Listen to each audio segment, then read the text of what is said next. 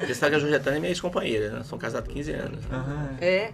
Quer dizer, meus dois primeiros filhos são com ela. Historiador é brabo demais, Nossa Senhora. Pessoal, Presidente, Oi, assim, pronto? vou começar. Bora, Começar. bora. Vou contar até 5 aqui. Bom dia, boa tarde, boa noite. Estamos aqui com mais um episódio do Pode Ocupar. Pode Ocupar faz uma referência a quem luta por terra, seja casa, seja reforma agrária. Porque quem está acompanhando sabe que eu sou vereador pelo PT e desde 92 eu acompanho a luta pela terra. Então é um podcast que tem conversado com as pessoas democratas ou de esquerda. Hoje eu estou recebendo aqui Luiz Carlos Prestes Filho. Talvez no Brasil não tenha nenhum nome, né, que seja mais de esquerda do que o Luiz Carlos. Muito obrigado pela presença, viu? Obrigado. Eu estou aqui também com a Daniela, que é historiadora, e com o André, que é professor da UFA aqui em Uberlândia. Eu queria que a gente começasse com a apresentação. Não sei se o Luiz começa primeiro, se o André, ou se a Daniela, fiquem à vontade. Primeiro as damas, né? Eu sabia que ele ia falar isso. Bom, eu sou a Daniele e eu conheço um pouco aqui Uberlândia através da UFO e tive a oportunidade de conhecer o André aqui, então, como meu orientador. Tenho um carinho muito grande por esse lugar, sempre volto quando posso. E estou feliz de poder também acompanhar o Prestes nessa passada dele por aqui nessa região. E ver que a gente está colhendo frutos também da visita dele lá em Santa Helena, né? E é assim que as coisas vão acontecendo. A gente vai formando uma certa base a partir dos contatos, né? Então, eu conheci o Prestes e daí eu já apresentei o André e aí já estamos aqui hoje. Então, muito legal estar aqui com vocês. Muito obrigado por aceitar o convite aqui no Pode Ocupar. Então, eu sou André Voit, professor na UFO já há quase 17 anos, né, e a trajetória, então, uma trajetória acadêmica com a qual também agora estou com um interesse muito grande em poder auxiliar também no sentido, né, de não só o trabalho teórico, acadêmico, mas também um trabalho ativo, né, prático, para que possa servir a comunidade de uma maneira mais ampla. E eu estou muito contente aqui, é uma realização poder estar com vocês aqui, né, a presença, né, sua, Luiz Carlos, né, Daniele, e poder estar então nesse momento aqui. Então, antes do Luiz se apresentar, dizer que hoje nós estivemos nas cozinhas comunitárias e nós vamos fazer de você um parceiro permanente, porque é um pé na academia e um pé no meio. Eu sei que você já tem trabalhos sociais também, mas as cozinhas vão precisar de você. Nosso convidado especial aqui, Luiz. Bem, meu nome é Luiz Carlos Prestes Filho. Eu me formei em cinema na União Soviética, num país que não existe mais. Lá eu morei exilado durante 13 anos, dos 10 anos até os 24 anos, com meu pai, minha mãe, meus irmãos, e voltei para o Brasil em 83. Mas eu não me dediquei só à carreira na qual me formei, diretor de cinema, de filmes documentários para televisão e cinema. Eu também me dediquei ao jornalismo. Durante muitos anos trabalhei na revista Manchete, publiquei matérias em muitos jornais, mas também é uma vida acadêmica. Trabalhei em várias universidades, entre elas a Pontifícia Universidade Católica do Rio de Janeiro, a Universidade Federal Fluminense, a Universidade Cândido Mendes. Criei o primeiro curso de Gestão Cultural do Brasil, a primeira faculdade de Gestão Cultural do Brasil, que é a Faculdade de Gestão Cultural da Cândido Mendes, e depois também o primeiro MBA de Gestão Cultural. E com isso eu me envolvi muito com um tema que é cultura e desenvolvimento econômico. E por isso eu estudei cadeias produtivas. Estudar cadeias produtivas da cultura foi uma coisa que me ocupou durante aí 25 anos. Mas eu estou aqui em Uberlândia, quero muito agradecer ao professor André Voit e agradecer a Daniele, porque se eu estou aqui é obra deles dois, né? Dois doutores que dedicaram muitos anos a realizar estudos profundos relacionados com a realidade brasileira, com a história do Brasil. Eu penso que eles vão poder falar. Agradeço muito, André, a você, a Daniele. Agradeço ao sindicato dos professores também, que me permitiu que eu pudesse vir aqui, na figura da Georgetânia, sua presidente. Agradecer a toda a estrutura da Universidade Federal de Uberlândia que me recebeu. E, claro, eu gostaria aqui de manifestar meus agradecimentos ao Higino, que hoje me mostrou projetos sociais que ele vem desenvolvendo na área das cozinhas comunitárias, e ontem me levou a Congada, um grupo Moçambique, né, onde eu pude assim apreciar um trabalho cuidadoso, mas um cuidadoso relacionado à nossa identidade brasileira, né? Como disse Alberto Costa Silva, que foi um grande africanista, o Brasil foi colonizado culturalmente pela África. Então, todos nós somos africanos, né? Essa é um processo de colonização cultural que a África promoveu no Brasil, né? Então, para mim, ontem foi muito emocionante conhecer o trabalho da Congada. Mas, mais ainda importante para mim, e muito emocionante estar em Uberlândia, foi porque eu tive a possibilidade de conviver muitos anos com o Grande Otelo. Como amigo, nunca fizemos nenhum trabalho assim na área de cinema juntos, mas ele teve alguns momentos muito impactantes quando ele visitava a minha sala de aula, conversava com os alunos, e onde ele contava a história da trajetória dele. E também os passeios que nós fizemos no Rio de Janeiro, não somente pela cidade, pelos bairros marcados pela vida dele, Teatro Carlos Gomes, Teatro João Caetano, o show de mulatas do Plataforma, não somente isso, mas também ele foi o meu guia por lugares sagrados para os nossos afrodescendentes, que são os terreiros de Umbanda e Candomblé. Foi ele que me mostrou, que me apresentou essa realidade, da qual eu sempre fiquei muito distante, até por conta do exílio, né? Eu fui para o exílio com 10 anos, voltei com 24, ele foi esse meu guia. E tive a honra de, humildemente, contribuir para que o livro de poesias dele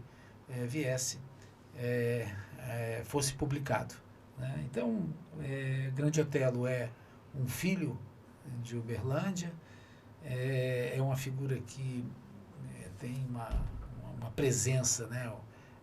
Uma presença, uma áurea do Grande Otelo aqui na cidade. Então, para mim, é uma honra enorme estar aqui e poder sentir essa cidade tão tranquila e tão cheia de vida, né?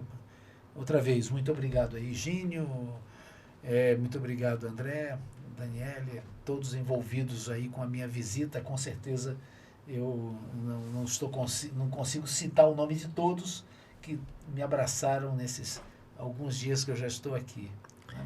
Então, aproveitar Grande Otelo, eu quero fazer 2 agradecimentos. Primeiro ao Carlos Franco, que é jornalista, que está aqui no estúdio conosco e que fez a doação para a gente de 2 exemplares muito raros aqui, que são poesias do Grande Otelo. Já vou deixar para o nosso companheiro Luiz Carlos Piacheff uma dedicatória para mim. Mas além de agradecer ao Carlos Franco, eu quero agradecer também ao Del Padre, que cede para a gente esse estúdio aqui, muito gentilmente. Ele é um advogado muito preocupado com questões sociais e democratas. E tem uma coincidência, ele é advogado da família do Grande Otelo. Uma área grande que tem em Poberaba lá, é uma fazenda, eles têm uma matrícula, uma transcrição sobreposta àquela área, e a gente se conheceu justamente por conta disso. Eu pesquiso a grilagem de terra em Uberlândia, já provei grande parte da história das terras da região. Você vê Tubal Vilela, BG Galassi, tudo nomes que dão nome à praça, a sede administrativa, que fizeram muito rolo com terra, né? E vão ficando rico. A Tubal Vilela também, aproveitando enquanto eu estou ganhando aqui a dedicatória, dá o nome da praça principal da cidade, já foi prefeito algumas vezes, só que nós fizemos um projeto de lei para mudar o nome da praça, porque ele matou a esposa grávida. A esposa tinha 19 anos, estava grávida do 3º filho, e ele cismou com alguma coisa e deu 3 tiros nas costas dela. E na nossa opinião, quem mata uma mulher não merece homenagem, né? Homenagem social, um reconhecimento social é um bem tão importante como os outros bens, né? Os outros, e nós achamos que não pode ter, quem sabe seja a Rosalina, que é a mulher que ele matou, mas também o Grande Otelo é uma opção para Uberlândia. O Prestes me disse que é o único livro de poesia dele, né? Do Grande Otelo, né? Isso. Publicado é o único. É. E foi publicado por conta da organização e da ajuda, né, do Luiz Carlos Prestes. Legal. Agora, você já falou um pouquinho da relação com o Grande Otelo, mas você podia contar das experiências que você teve com ele. Me parece que uma dos encontros ele falou que tinha muita vergonha de não ter acolhido seu pai quando o pai estava fugindo, estava precisando de apoio, que ele quis acolher, se arrependeu e pediu desculpa para você. Você podia falar um pouco desse episódio com o Grande Otelo? Bem, o Otelo, eu voltei do exílio em 1983 e aí eu conheci ele através de amigos e desde então até os últimos momentos dele eu tive relacionamento com ele. Inclusive, ele vai falecer num avião que levava ele para Paris. Ele na mala levava 300 exemplares deste livro, que ele ia apresentar lá em Paris, né? Ele várias vezes me repetiu, né, que durante tanto em momentos dos anos 50, quando meu pai estava na clandestinidade,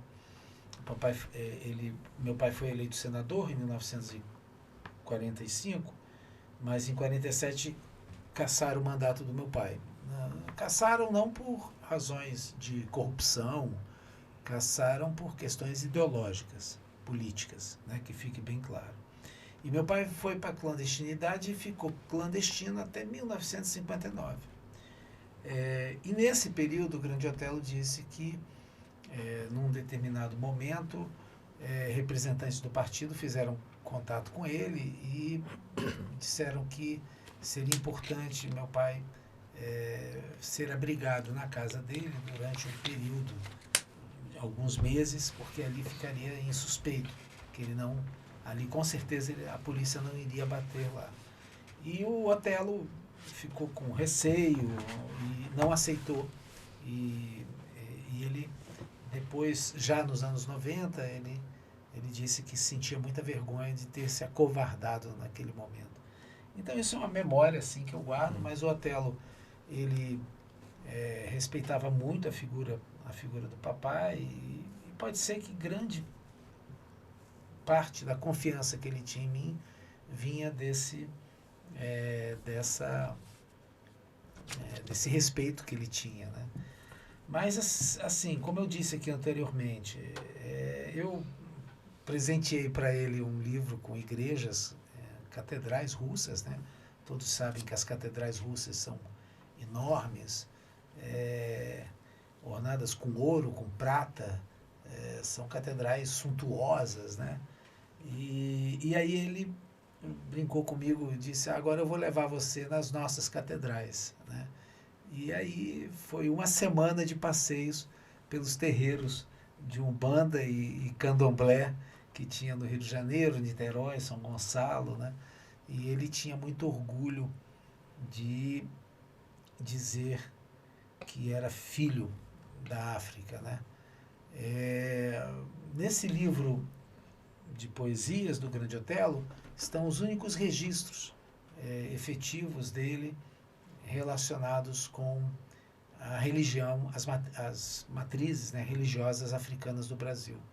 Quem lê o livro e quem vai ler alguns poemas desse livro vai poder se deparar que ele tem verdadeira devoção, né, a Oxalá e a todos, né, a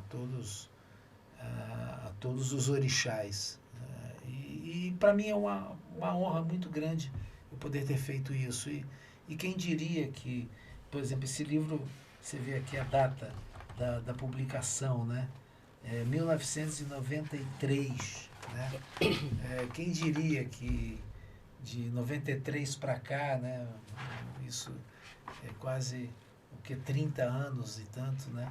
Quem diria que depois eu estaria aqui em Uberlândia, na terra dele, conversando aqui com vocês, né? E é um pouco sobre isso que é importante a gente fazer uma reflexão, né?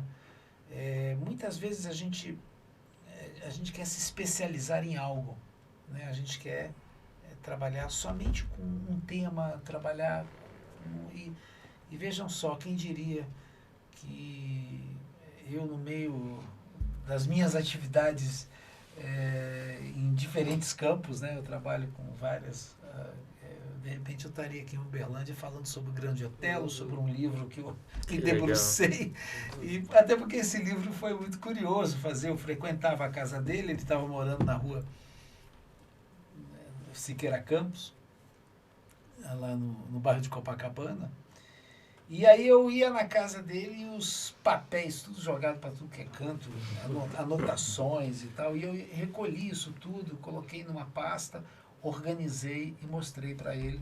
Foi quando ele aceitou que seria razoável fazer o livro, né? Quantos anos tu tinha, Prestes? Eu estava ali com meus 30 e tantos anos, né? 30 e tantos anos. E eu acho que a questão, até eu conversei com o professor André aí esses dias, né, sobre essa questão da multidisciplinaridade, né? Nós temos que os grupos, é até engraçado que os grupos meus de trabalho de pesquisa sempre são multidisciplinares. Eu conto com participação de advogados, tributaristas, estatísticos, jornalistas, designers. Isso tudo é muito importante, porque nós não podemos nos fechar em uma única... Pelo menos eu acho que nós não podemos nos fechar numa única atividade, né? E, para mim, assim, é uma surpresa. Eu agradeço muito ao Carlos Franco, jornalista, que conhece pessoas da minha família lá no Rio de Janeiro e que trouxe esse livro aqui hoje. Assim, de fato, Higino, olhar para esse livro aqui mexeu muito com o meu coração. Eu escrevi aqui para você: os poemas desse livro honram a cultura do Brasil. O amigo Grande Otelo é o autor desses poemas. Boa leitura. Muito obrigado. Estou muito honrado em receber. Nós vamos falar já da atividade que vai ter aqui, né, do seminário, que é o centenário da Coluna Prestes. Mas eu estou muito convencido de que o Brasil tem pelo menos 2 pilares de injustiça.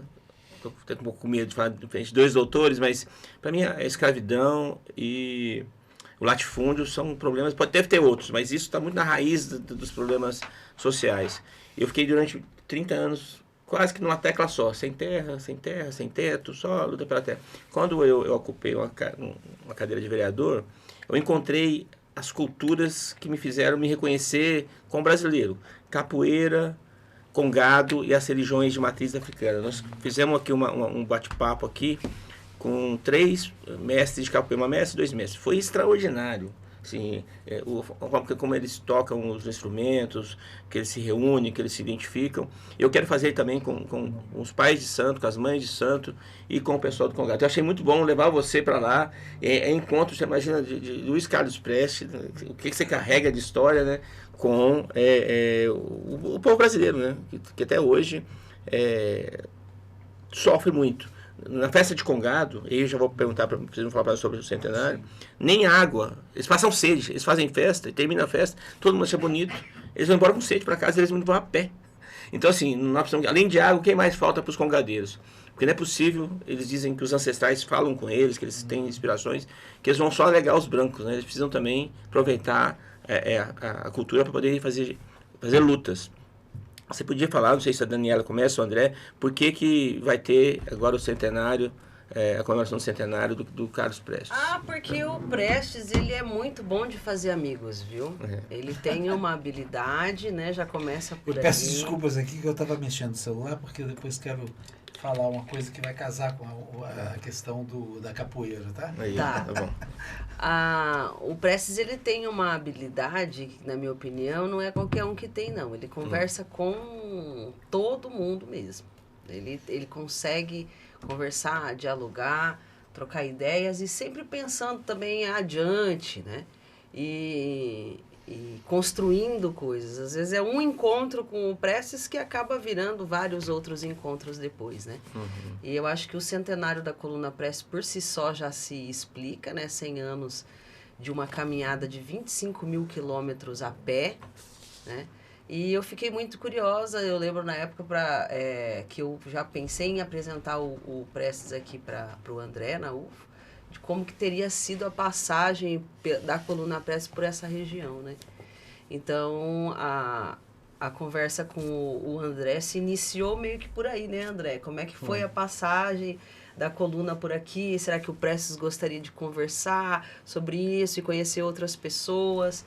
É isso que a gente estava tentando fazer, né? Sim, né, embora não tenha sido exatamente por Uberlândia que teria passado a coluna, mas a gente entende que é uma região que congrega uma passagem pela qual a coluna ficou próxima e teve uma atuação muito importante no sentido da própria caminhada, né? Do que foi essa caminhada que foi desde o sul do Brasil até né, praticamente o norte e nordeste do Brasil. Então, quer dizer, o que a gente pode depreender disso tudo é de que a importância da coluna Prestes ela se dá também como um marco social, um marco político que é importante de fazer com que a memória da coluna seja relembrada, rediscutida e como também uma perspectiva para o Brasil, né? Como é que a gente pode pensar uma ideia de Brasil a partir dessa reflexão sobre a coluna e o papel dela em um momento tão conturbado da história brasileira que a gente está vivendo hoje, né? Então, acho que a partir daí, talvez surgiu a necessidade de fazer uma reflexão que envolvesse não somente a comunidade acadêmica, mas que envolvesse vários setores dos movimentos sociais, da sociedade civil, né? E que também o sindicato também está ajudando bastante, a DUFO, né, sessão sindical, para que houvesse um momento em que nós pudéssemos aqui, né, encontrar várias pessoas, conversar com várias pessoas e ao mesmo tempo encontrar caminhos para uma reflexão maior e que isso envolve também a produção artística, cultural, né, que o Luiz Carlos vem fazendo há um bom tempo. E eu acredito que isso tudo parece que está, né, convergindo. Antes era somente uma ideia que a gente tinha, né, e agora ela está né, se materializando e isso está sendo bastante satisfatório. Lá em Santa Helena, aonde o Prestes visitou agora em abril, também por conta do centenário, fica na tríplice fronteira, né, Brasil, Paraguai e Argentina, muito próximo de Foz do Iguaçu, que foi um local muito especial para a coluna Prestes, que foi a decisão de continuar seguindo, né, a caminhada, né, uma decisão muito importante. E o que me chamou muita atenção é que eram muito jovens. Foi uma caminhada de jovens. E eu sempre fico instigando o Prestes a dialogar com os jovens, porque eu acho que isso acaba dando um gás a mais, né? Por isso que eu fico perguntando quantos anos que ele tinha, né? Porque o pai dele, quando iniciou, quando passou, por exemplo, lá por Foz do Iguaçu, tinha acho que 24, né? 26 anos. 26 anos. 27. 27. Era bastante jovem, era um grupo de jovens, né? E eu acho importante que os jovens também lembrem que a gente tem o Otelo, lembrem que a gente teve o Prestes e que possam dialogar aí sobre isso e criar perspectivas. Luiz, antes de entrar na história da coluna propriamente dita, quem foi Luiz Carlos Prestes? Tem diferença do Cavaleiro da Esperança, Luiz Carlos Prestes, seu pai? Ele tinha... tem alguma coisa que a gente não sabe, quem estudou um pouquinho ele, que um filho pode contar de um pai? Eu acho que nós não podemos idealizar, né? O meu pai viveu, bota aí uns 20 anos clandestino, perseguido pela polícia, 20 anos no exílio, não podia viver no Brasil, e o papai passou 9 anos na cadeia. Então, você bota aí, já estou falando de 59 anos, dos 92. Né? E aí tem os anos de militância dele também, mais aberto, os últimos anos de vida, quando ele volta do exílio em 79, vai falecer em 1990. tem os anos da juventude, da formação dele. Então, falar sobre tudo isso de uma maneira muito curta, né, é difícil, mas eu posso aqui falar com uma palavra, né? Uma vez eu perguntei para ele se ele pudesse me dizer qual é a palavra que ele mais valorizava. E ele disse para mim, eu valorizo a palavra persistência, né? E ele dizia uma coisa curiosa, que todo mundo é revolucionário até os 37 anos. Depois tem família, tem filhos, tem netos, e aí adquire patrimônio, então ele já deixa de ser revolucionário. Ele está mais querendo proteger o que ele construiu, né? E o papai, assim, só para você ter uma ideia, ele nem conta bancária tinha. Ele nunca declarou imposto de renda. Essa questão, ele não tinha, o compromisso dele era com a revolução. Ele até o final da vida foi um comunista revolucionário. Desde quando ele entrou no Partido Comunista, em 1934, até o último ano da vida dele, ele foi um comunista revolucionário. Ele queria sempre, ele entendeu com a marcha da Coluna Prestes, quando ele não era comunista, de que não adianta lutar contra as consequências. Não adianta nada. A sociedade capitalista é como um tecido esgarçado. Você costura de um lado, estoura no outro. E, na verdade, você tem que construir um outro sistema político e econômico que entregue a terra para quem trabalha e as fábricas para quem trabalha. A terra tem que pertencer aos trabalhadores rurais e as fábricas têm que pertencer aos operários. E nisso vai ser possível construir uma sociedade mais igualitária. Essa foi a bandeira dele da vida toda e ele, com persistência, perseguiu essa ideia a vida toda. E como hoje no Brasil nós não temos nenhum partido revolucionário, nenhuma organização que lute pela Revolução Socialista, meu pai fica sendo uma figura totalmente... ele entra para a história como um grande idealista, né? E aqui trazendo as palavras do maior amigo dele de toda a vida, o arquiteto Oscar Niemeyer, né? O Oscar sempre dizia, um ideal não morre, né? Então, por mais que tenha acabado o campo socialista, tenha acabado a União Soviética, sabemos que hoje praticamente países socialistas no mundo são inexistentes. De qualquer maneira, o ideal da construção de uma sociedade justa, igualitária, uma sociedade onde aqueles que trabalham sejam donos dos meios de produção, essa sociedade continua sendo sonhada pela humanidade e nós sabemos perfeitamente que se não construirmos uma sociedade igualitária, solidária, fraterna,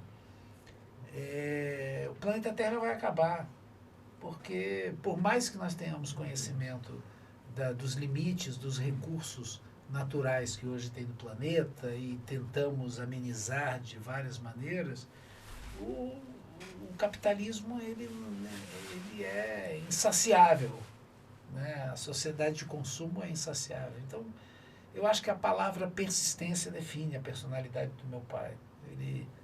Ele lá em Santa Helena, como disse a Dani, foi tomada a decisão da marcha da Coluna Prestes continuar. Ele estava com 27 anos e até o final da vida ele continuou com 27 anos.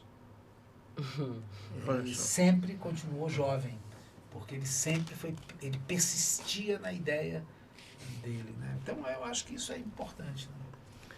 Eu acho que em curto, eu não falei da biografia dele, mas eu falei de uma característica que para mim foi muito marcante como filho.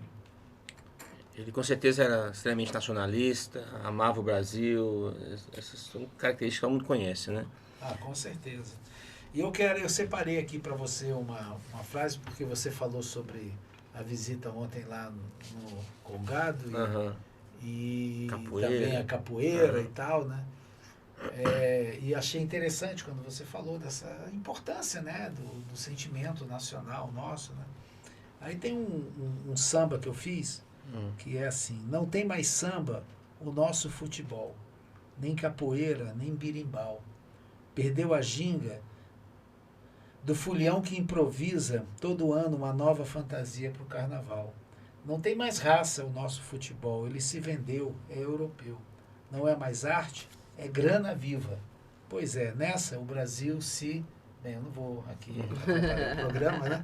Mas é interessante porque ontem na capoeira eu fiquei pensando sobre esse meu samba, nessa letra, porque na verdade o futebol do Brasil ele está desassociado hoje da capoeira, da congada, do carnaval. Os jogadores brasileiros nos anos 50, 40, 50, 60, muitos deles praticavam capoeira, muitos deles tinham a ginga do carnaval e isso os diferenciava, né?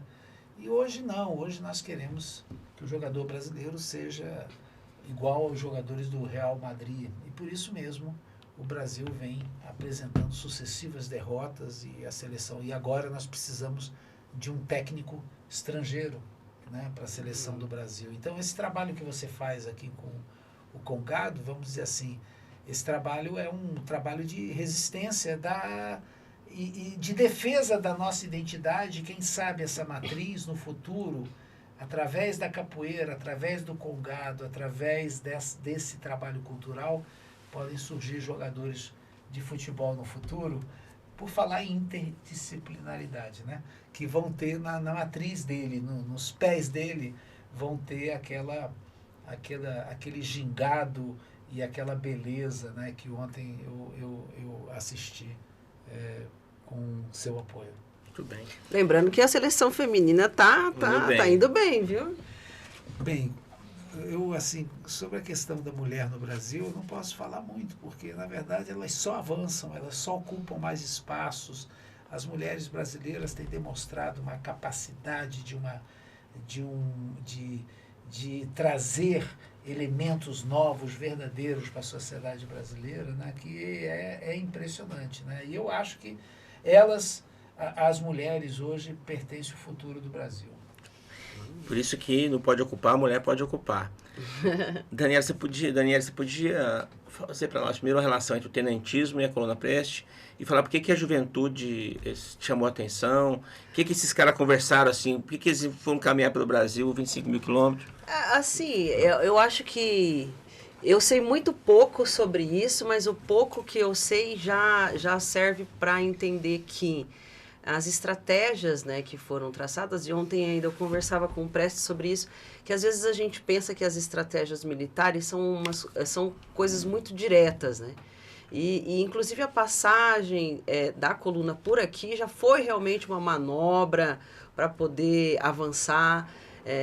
A gente teve também a entrada pelo Paraguai. Gosto de frisar que os jovens latino-americanos também ajudaram nesse processo. E então, as fotografias, a gente teve a oportunidade de fazer uma exposição de imagens da Coluna Prestes, lá no Paraná, então, na Tríplice Fronteira, né? Uma promoção da Academia Cultural de Santa Helena. E a imagem, para mim, foi muito importante. A imagem ela é muito importante, porque a imagem que mais me chamou a atenção foi o modo com que eles sentavam no chão para fazer as estratégias. Então, o jovem ele tem muito esse ímpeto, essa questão da criatividade, da vontade, né? Da força, de ter talvez menos medo, mais gana. Então, ver aqueles jovens ali sentados no chão, planejando como que ia executar a próxima manobra, como é que o tempo da coluna, né? Como é que a marcha ia tocar em frente, se ia deixar as cargas de carroças com bois no caminho, canhões para poder avançar. Então, eu acho que é sempre importante a gente trazer os jovens para essa discussão também. Tomara que a gente tenha a participação dos jovens lá na UF, pensando um pouco mais sobre isso, né? Então, me chama muito a atenção que a organização deles foram 25 mil quilômetros a pé. É muito. E com todas as pessoas que eles tiveram que dialogar no caminho. Foi um caminho muito longo. Então, o Prestes fala agora, olha, então tem pessoas que realmente partem dessa questão da justiça social, nem todos partem disso. E como que a gente vai dialogar para continuar a nossa revolução? Como é que está o movimento? Será que o movimento de base dos jovens está conseguindo dialogar hoje? Que é uma habilidade que tem que ter, né, para a revolução.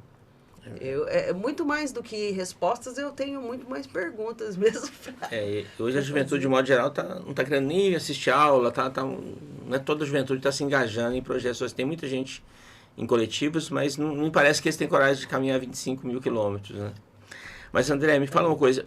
Eu estava falando com o Franco antes do podcast, ele falou da influência da Revolução Russa para essa coluna, para os tenentes. Você enxerga essa relação da Revolução de 1917 com essa juventude, acreditando que tinha que dialogar com o povo, construir um país diferente? Bom, o que normalmente se concebe dentro de um panorama histórico mais amplo no Brasil é que a 1917 inspirou uma série de movimentos ligados à classe operária no Brasil, né? Uhum. Então, quer dizer, só a partir daí já é possível observar que já existe um questionamento à ordem vigente, já num processo de industrialização que o Brasil já estava, né, ocorrendo.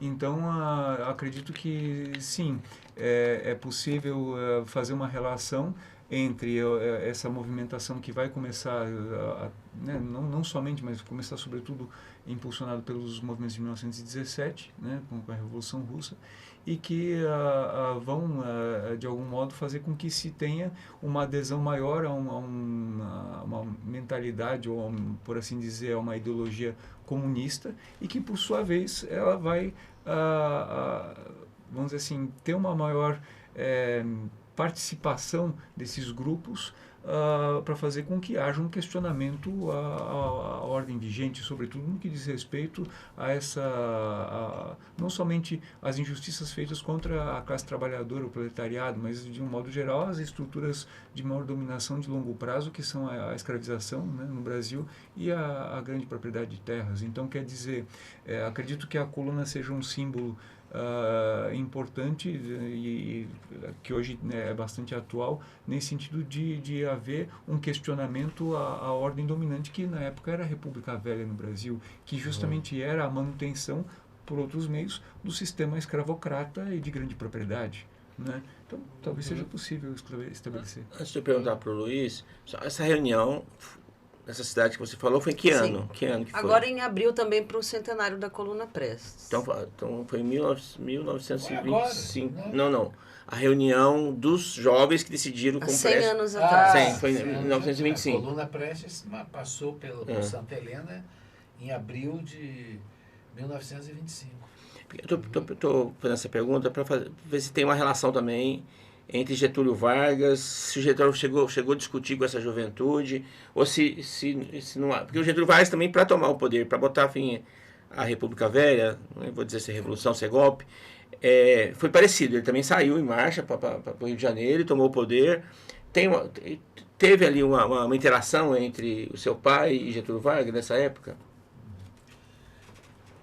Quando a coluna começou a marcha, um deputado federal no Rio de Janeiro disse que tinha passado a época de operações armadas para derrubar governos e que era uma falta de responsabilidade desses jovens revolucionários que estavam pegando em armas e que isso tinha que acabar e que isso tinha que ser combatido pelo governo. Esse deputado federal, o nome dele é Getúlio Vargas. Olha só. E ele vai ser governador do Rio Grande do Sul depois. Ele sai do governo, né? Ele até colaborou com o governo. E o Getúlio, ao ver o êxito da coluna, o sucesso da coluna, ele vai aderir às bandeiras da coluna, se aproveitar das bandeiras da coluna para poder fazer a Revolução de 30. Inclusive, ele chama meu pai para ser o comandante militar da Revolução de 30. Meu pai, naquele momento, não aceita. Meu pai já estava estudando marxismo. E o Getúlio faz uso. Ele vai pegar os comandantes da coluna e vai chamar para liderar a Revolução de 30. O comandante militar da Revolução de 30 é Miguel Costa, que era o general da Coluna Prestes. Ele vai chamar Juarez Távora, João Alberto Lins e Barros, Djalma Dutra Soares, Siqueira Campos. Ele só não consegue cooptar meu pai. O Getúlio, ele é uma figura que fez muito mal ao Brasil. Eu tenho uma discordância muito grande assim, a respeito do papel do Getúlio Vargas na política brasileira, principalmente no período fascista, porque de 1937 até 43, 44, nós vivemos no Brasil um regime fascista, autoritário mesmo, onde o Getúlio ele se aproximou bastante da Alemanha nazista, inclusive autorizando mesmo a presença do partido nazista aqui no Brasil.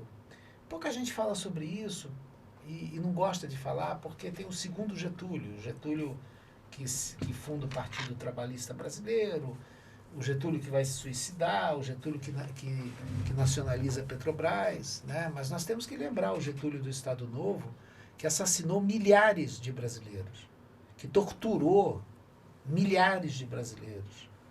O Getúlio que é o principal responsável pela extradição da primeira esposa do meu pai para um campo de concentração nazista, onde ela vai ser assassinada numa câmara de gás. Sobre esse Getúlio pouco se fala. E sobre esse Getúlio tem que se falar. E é o Getúlio que se aproveita das bandeiras do movimento elitista, bandeiras que ele negava. Mas isso, Gino, é tradição na história do Brasil. E eu vou dar para você aqui 2 exemplos.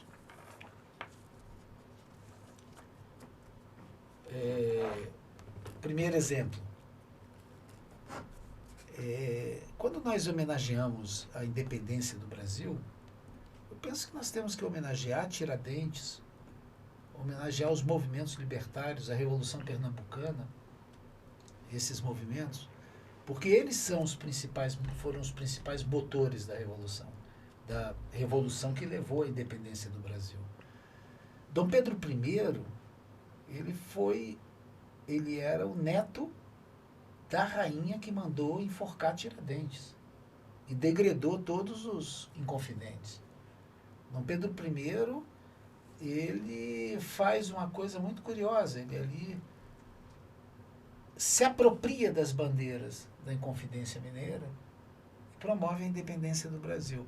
E, de repente, a corte portuguesa no Brasil passa a ser corte portuguesa brasileira. E aí nenhum crime essa corte cometeu, porque ela é brasileira. Quem cometeu foi a corte portuguesa. Então, a elite brasileira tem essa característica de se apropriar das bandeiras, eles se apropriam da bandeira dos inconfidentes e realizam a independência do Brasil. Vamos pegar um outro momento? Aloysio Gama, né? José do Patrocínio, Castro Alves, citando só alguns nomes que lutaram contra a escravidão no Brasil. Mas quem assina a Lei Áurea? Né? A filha do imperador que manteve da elite da monarquia brasileira, que manteve, né, a escravidão ao longo de todo o seu governo. Aí, de repente, é a princesa Isabel, e não é o José do Patrocínio, e não é o Castro Alves, e não é o Gama. Quer dizer, nós temos que ter noção disso, você entendeu? Nós temos que homenagear a cabanagem. Quando o governo brasileiro dialogou com a revolta da cabanagem, que era um movimento de negros, ele vai pegar os principais líderes e trazer no Rio de Janeiro para poder assinar o acordo. Só que quando o navio chega no Rio de Janeiro, não tinha mais um. Todos foram assassinados, mortos e jogos no mar. Então, como que nós podemos, assim... Dom Pedro I... E dizem ainda mais que as mudanças no Brasil acontecem de forma pacífica. Pacífica? Olha os exemplos daqueles que lutaram pela independência do Brasil e, de repente, a independência é Dom Pedro I. Olha a quantidade de grandes líderes que lutaram contra a escravidão e, de repente, a princesa Isabel. A Coluna Prestes faz 25 mil quilômetros pelo Brasil, levanta as bandeiras contra o que o André falou aqui, contra a República do Café com Leite, que mandava a elite, os latifundiários de São Paulo e de Minas, era a troca do poder ali da República Velha, né? Ora era um presidente de Minas, ora um presidente de São Paulo, e nisso não se mudava nada, e defendendo os interesses dos latifundiários. Latifundiários que têm uma origem muito curiosa, né? Quando a princesa Isabel assina o fim da escravidão, né? Os fazendeiros entram na justiça para requerer indenização do patrimônio que eles perderam, né? Essa é a elite que mandava no Brasil na República Velha. Não muda muito, né, do marco temporal para isso daí. Aí tu vai ver, a coluna Prestes atravessa o Brasil defendendo o direito de ter uma eleição com voto secreto, porque o voto era aberto, todo mundo sabia, o padre, o fazendeiro sabia quem votava em quem. O direito do voto da mulher, a industrialização do Brasil, levantou a bandeira também, o primeiro manifesto que o meu pai assina em Santo Ângelo, ele diz lá, nós temos que entrar no governo porque nós precisamos impedir que o imperialismo inglês seja dono das nossas riquezas por conta da situação internacional que o Brasil vivia. Olha só que paralelo hoje. Que isso? Né? Porque você tira o imperialismo inglês e bota o imperialismo americano. Sim. Isso é no primeiro documento político que meu pai assina, dia 28 de outubro de 1924, em Santo Ângelo, quando ele subleva o batalhão ferroviário que dá origem à Marcha da Coluna Prestes. A diferença é que seu pai era um patriota e lutava para o Brasil ter mais soberania. Hoje tem um movimento de se dizem patriota e querem que um outro governo mande no STF, cobre sobre taxa em... É isso aí. Tiradentes também. Tiradentes estava lutando contra o Quinto, estava lutando contra a cobrança de impostos, Isso aí. a sua berrama, e por isso queria a independência. Aqui é o contrário, eles querem que o governo estrangeiro taxem o Brasil. Pois é. Então, eu acho que esses paralelos são importantes. E a gente entender como essa elite se apropria das ideias dos movimentos populares. Uhum. Nós não lutamos pela direta já? Com a emenda Dante de Oliveira? Movimento E aí, passe livre. quando a gente elegeu o primeiro presidente com voto secreto, com voto direto para presidente após a ditadura militar, a gente elegeu um presidente que era contra as diretas já, Fernando Collor de Mello. Quer dizer, a elite, assim como Dom Pedro I se apropriou, e a elite portuguesa se apropriou das ideias dos Inconfidentes, assim como a princesa Isabel e Dom Pedro II se apropriaram da ideia dos grandes abolicionistas, Fernando Collor de Mello se apropria, né, da campanha das diretas já e se elege presidente da República. Do mesmo jeito, Getúlio Vargas. Ele se apropria das bandeiras da coluna Prestes, que atravessou o Brasil inteiro e acordou o país para mudanças profundas, sociais e políticas. Getúlio Vargas se apropria, coopta os principais comandantes da coluna Prestes e faz a Revolução de 30. Né? Então, eu acho que é importante a gente olhar que, voltando para o tema coluna Prestes, que quando eu falo de que a coluna lutou pelo voto secreto, pelo direito do voto da mulher, quando a coluna lutou pela industrialização do Brasil, a coluna que lutou pela independência econômica do Brasil no cenário internacional, nós estamos falando de temas atuais. Educação pública. O quanto nós estamos lutando hoje para que as eleições sejam claras e verdadeiras e que não tenha roubo nas eleições. O quanto nós lutamos hoje pelo direito da mulher. Né? Como é importante cada caso aí de feminicídio, perseguição da mulher, o quanto é importante hoje a gente empoderar mais as mulheres. O tema industrialização é um tema hoje que está na pauta do governo federal, a reindustrialização do país.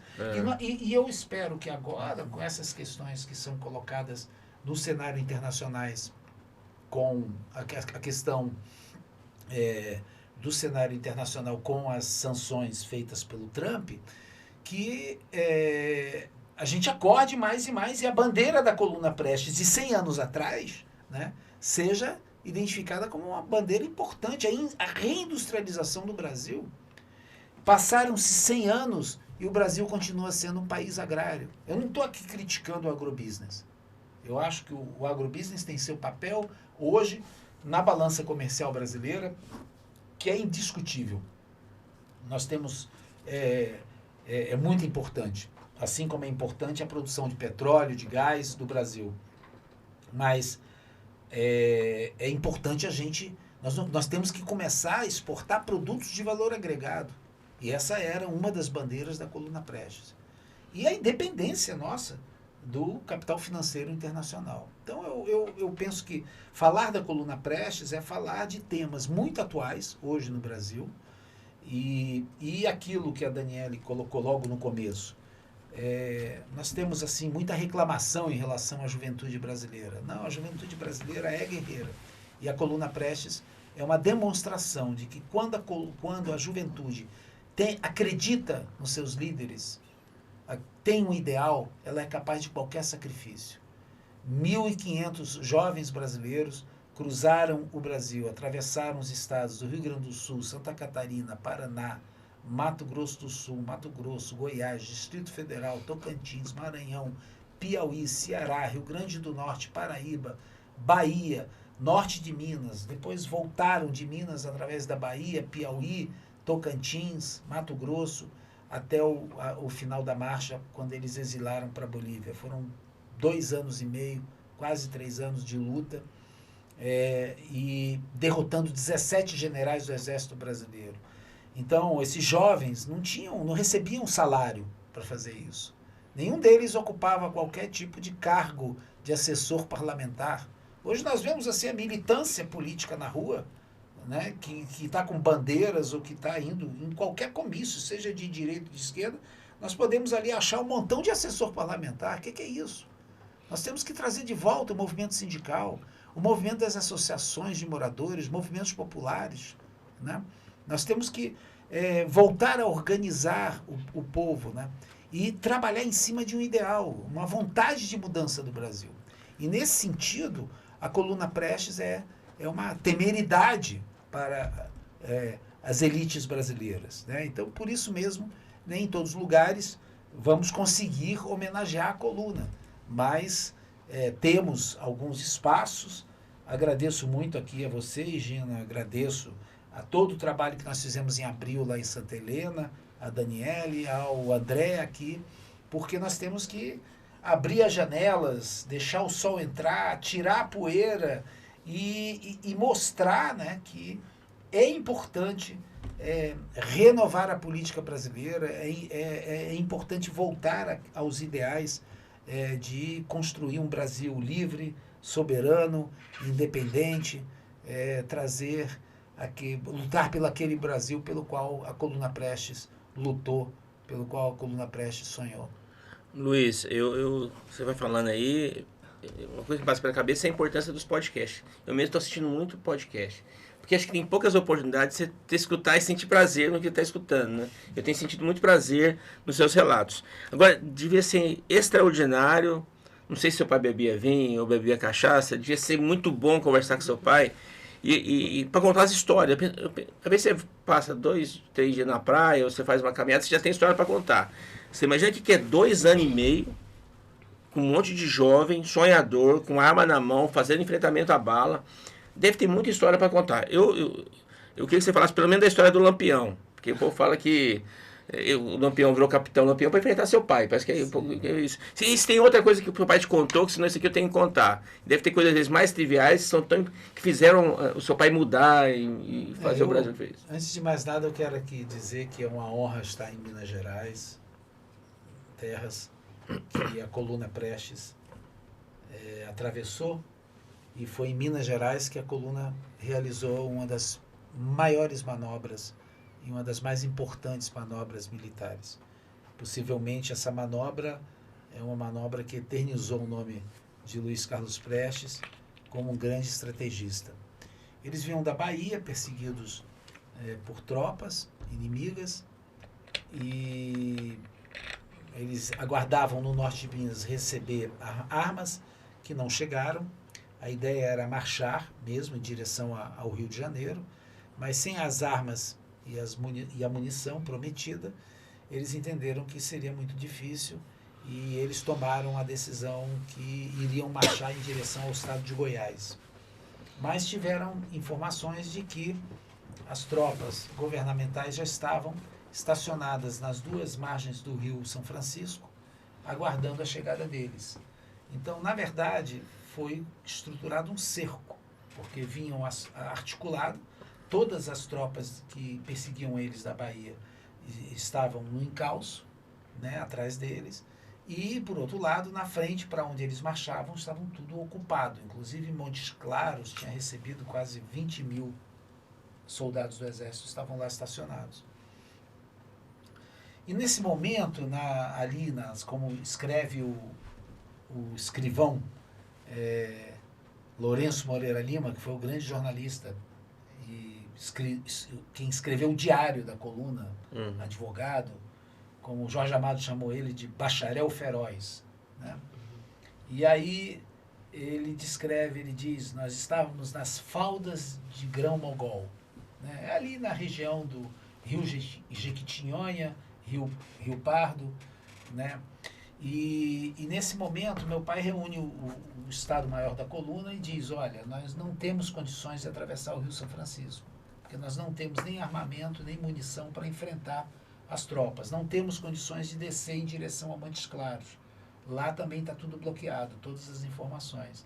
O que nos resta é voltar para a Bahia, porque todas as informações que eu tenho é que o governo baixou com todas as tropas que tinha na Bahia na perseguição da coluna.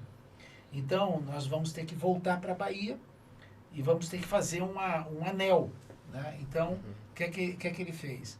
Ele movimentou toda a tropa em direção ao São Francisco, mas nas faldas de Grão-Mogol ele esconde a coluna, mas um destacamento continua andando até em direção ao São Francisco, né, enquanto o grosso da coluna está escondido. E aí, depois de um determinado momento, esse destacamento se dispersa, né? Só que as tropas que vinham atrás observaram vamos dizer assim, as pegadas da coluna, né?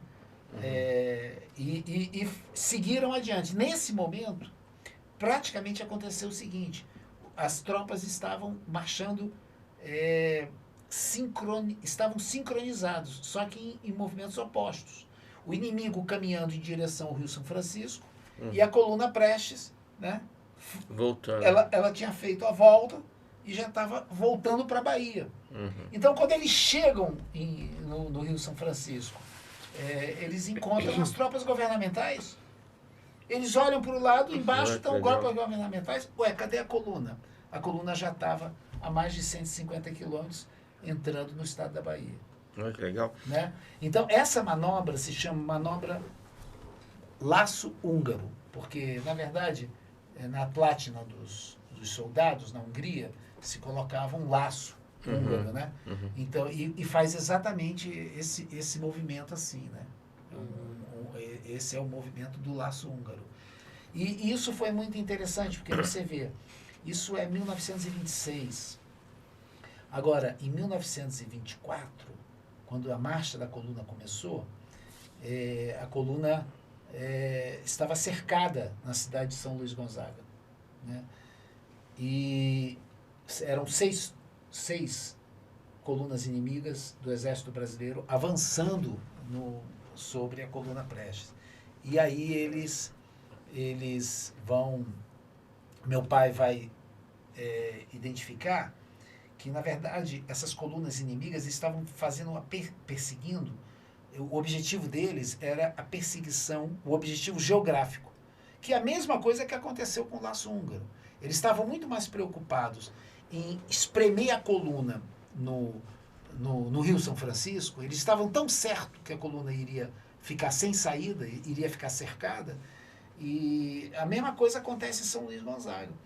E é interessante que o que acontece? Meu pai manda pequenos piquetes, ele também usa a mesma coisa, ele manda pequenos piquetes na frente das colunas inimigas. E eles disparam 2, 3 tiros. E como o exército brasileiro usava a tática de guerra de posição, ao ouvir 2, 3 tiros, os inimigos começavam a cavar trincheira para enfrentar ter o combate definitivo. E aí nisso, como era o determinado horário, que na frente de todas as colunas inimigas, os piquetes da coluna davam tiro, né? Então dava tiro, eles começavam a cavar a trincheira. Aí depois eles viam que não aconteceu nada, continuavam a marcha. Aí mais adiante dava mais 3 tiros. Dessa maneira, o papai conseguiu determinar a velocidade do movimento das colunas inimigas. Olha. E aí com isso, ele sabia qual era a velocidade. E ele percebeu que as colunas inimigas não olhavam para o flanco direito e flanco esquerdo, assim como aconteceu no Laço Húngaro. Eles estavam perseguindo o objetivo geográfico, fechar o anel de ferro, e noticiaram no Brasil inteiro, nos jornais, que o anel de ferro estaria sendo fechado e a coluna estaria aniquilada. Só que meu pai descobre, ele vai levar os soldados, 1.000 homens e 2.000 cavalos, quase para um vão do rio Juizinho. Ele ainda vê as tropas do governo passar em direção a São Luís Gonzaga. Quando eles fecham o anel de ferro, a coluna já estava a 150 quilômetros. São Luís Gonzaga fica onde? Em Minas Rio também? Grande do Sul. Rio Grande do Sul. Isso Já foi logo no começo. Logo no começo. Fecha, aí eles... E é interessante porque, desde que a coluna ficou estacionada em São Luís Gonzaga, as mulheres de São Luís Gonzaga começaram a rezar uma novena, pedindo para Nossa Senhora de Lourdes que ela não permitisse o derramamento de sangue de irmãos. E prometeram erguer uma gruta a Nossa Senhora de Lourdes caso não acontecesse o combate. E como não aconteceu o combate, porque quando fechou o anel de ferro, a coluna já estava a 150 quilômetros de distância, o que acontece? Um ano depois, elas inauguraram a gruta em homenagem ao milagre da Nossa Senhora de Lourdes, que pegou a coluna Prestes e botou a 150 quilômetros de distância. E essa gruta existe lá hoje. Sempre que eu vou a São Luís Gonzaga, eu visito a gruta com meus amigos. E possivelmente essa gruta é o primeiro monumento, pode-se dizer assim, à coluna Prestes, né? Então, esses 2 momentos, eles são muito emblemáticos, porque eles mostram a capacidade do gênio de estrategista militar de Luiz Carlos Prestes, né? Agora, claro que essas histórias o papai contou para a gente após um almoço, durante um café da tarde. Ele desenhava, pegava a caneta, fazia desenhos sobre as operações militares. E eu penso que ele, como estrategista, falta muito nesse momento a Canhês, claro que falta muito ele para a esquerda brasileira, né? Ele vai formular logo no início da sua luta a teoria da guerra de movimento. A guerra no Brasil, qualquer que seja o terreno, é guerra de movimento, porque a guerra de posição é uma guerra que cabe ao governo, que tem fábrica de armas, de munição e muitos analfabetos para jogar contra as metralhadoras dos revolucionários, né? E a ideia da coluna Prestes não era de ocupação territorial. A coluna Prestes atravessou o Brasil defendendo aqui as bandeiras que eu disse. Por isso, a coluna Prestes teve um papel de acordar o país, de iluminar o país. Não é por acaso que no Nordeste a coluna Prestes é conhecida como uma serpente luminosa, né? Porque ela iluminou a mente da população do interior do Brasil. Mas também a coluna Prestes acordou meu pai, iluminou também ele.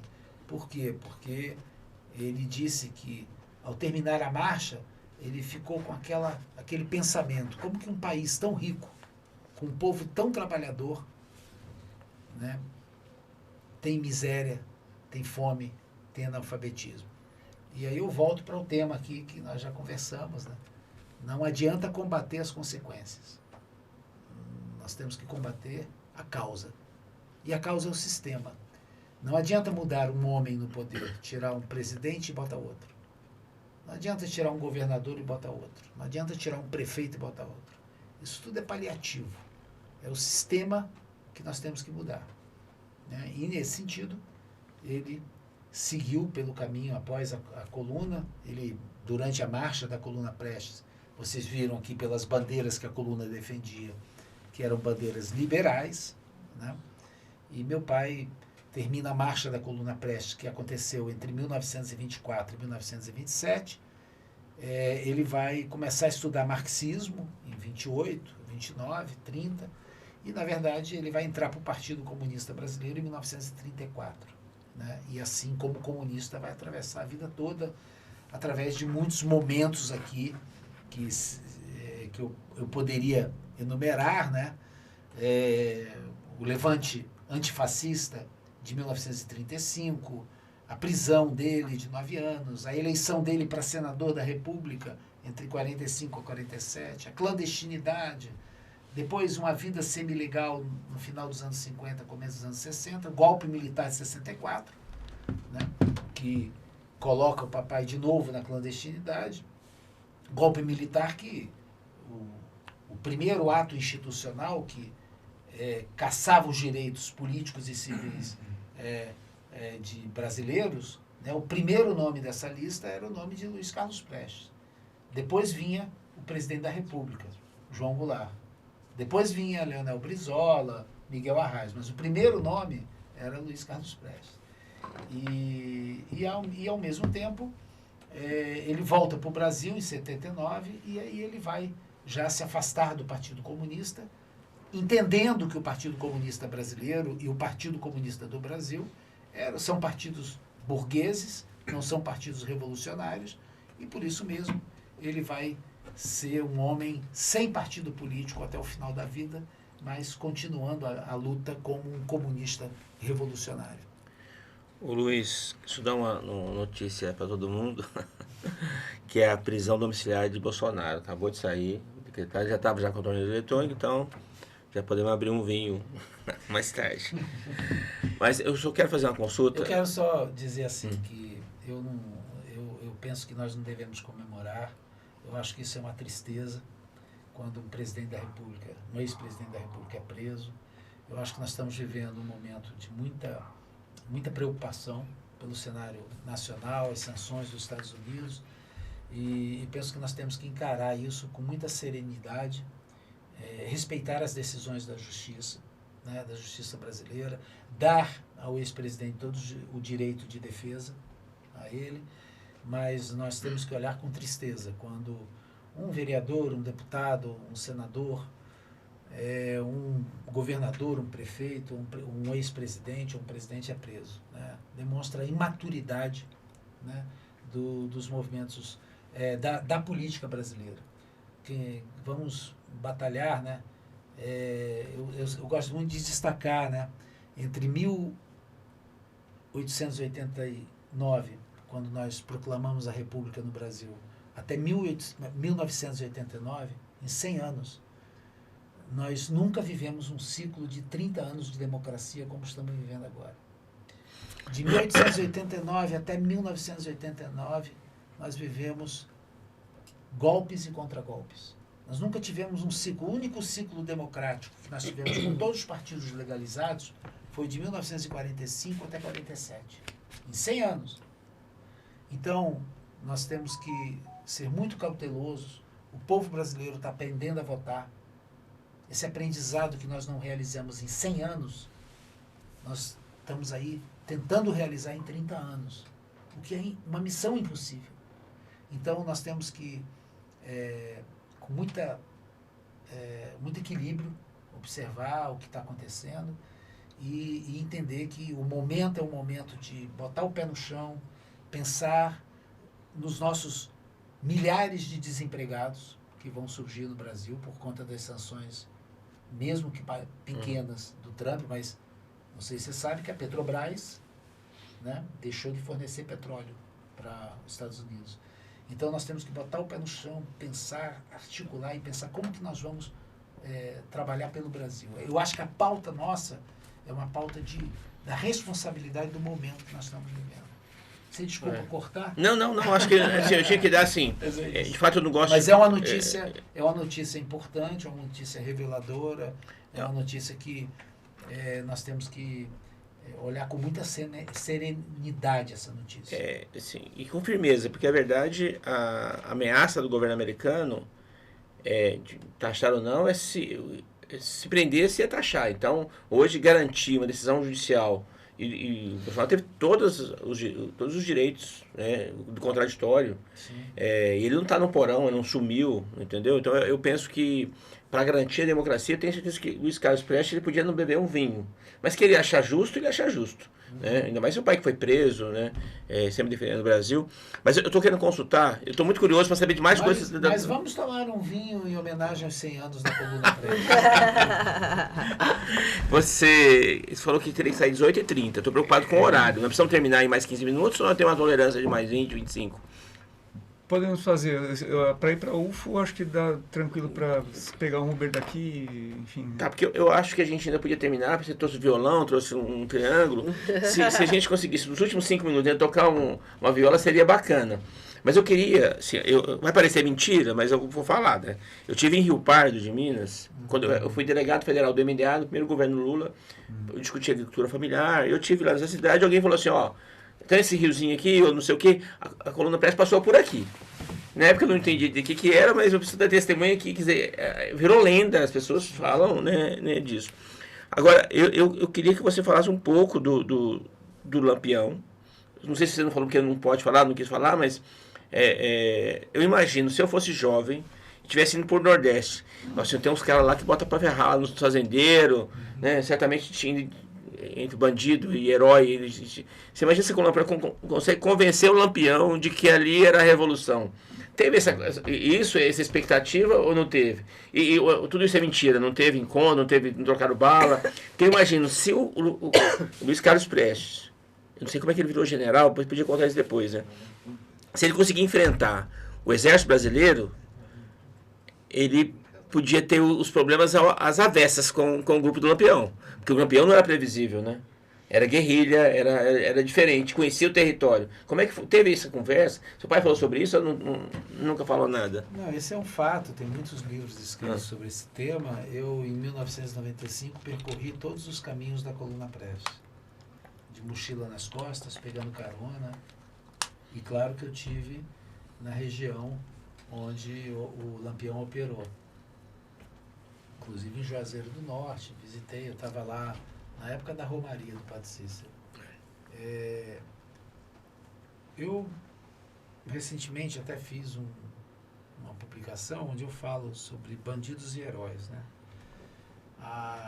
Acontece que essa questão do Lampião com a Coluna Prestes, ela passa por uma questão da elite brasileira. A elite brasileira, ela vai transformar Luiz Carlos Prestes num bandido. Por quê? Porque Prestes rompe com o exército, pede a saída do exército.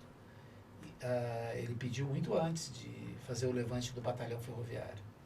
Mas o exército brasileiro não dá liberação para ele e ele já estava com tudo marcado, né? E aí o exército vai expulsar ele e vai ter lugares do Brasil que vai chegar, você tem folhetos espalhados pelo país dizendo que a Coluna Prestes era um bando de estupradores, assassinos, ladrões, né? Como é que seu pai ganha confiança para virar o general? Porque foi meio informal. Deixa eu chegar lá. Desculpa. Eu vou chegar lá.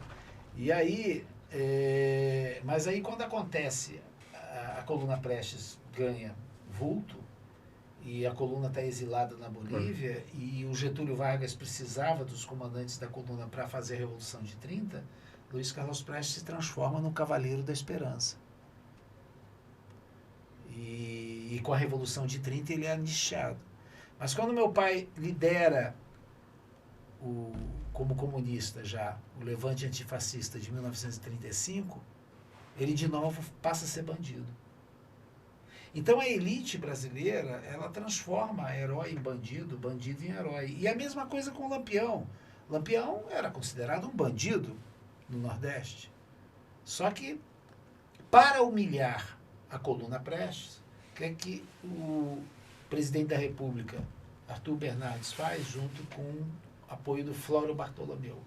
Convocam o Padre Cícero e pedem para o Padre Cícero intermediar um relacionamento com a coluna, para a coluna ir para Juazeiro do Norte e baixar as armas. Meu pai responde ao Padre Cícero, tem a correspondência de cartas entre o Padre Cícero e meu pai. Considerando que o Padre Cícero vai em breve ser canonizado, né? Meu pai trocou cartas com o santo, né? Com o futuro santo. E aí, aí nesse cenário, como o meu pai não aceitou depositar as armas, acabar com a marcha, o deputado federal Flório Bartolomeu e o Arthur Bernardes convocam o Padre Cícero e pedem para ele entregar armas, munição, dinheiro e dar a patente de capitão do Exército Brasileiro ao Lampião para combater a coluna Prestes. Então, nesse momento, o Lampião deixa de ser bandido. Ele passa a ser capitão do Exército, ser o capitão Virgulino. Ele recebe as armas, o dinheiro, a munição, a patente, e quando ele sai de Juazeiro do Norte, ele diz: a coluna Prestes eles não são macacos. Macacos é assim que o Lampião chamava as volantes. As volantes que o governo mandava contra eles. Eles nunca fizeram mal para a gente. Eles estão no sul, nós vamos para o norte. O Lampião não combateu a coluna. Né? E eu tive nessa região ali de floresta, Nova Floresta, onde praticamente os fatos se deram, e pude visitar todos os lugares e comprovar tecnicamente que Lampião não confrontou a coluna Prestes. Tá? E aí, quando o Lampião deixa de combater a coluna, ele volta a ser bandido. Né? Então a elite brasileira faz isso. Né? A elite brasileira pega um bandido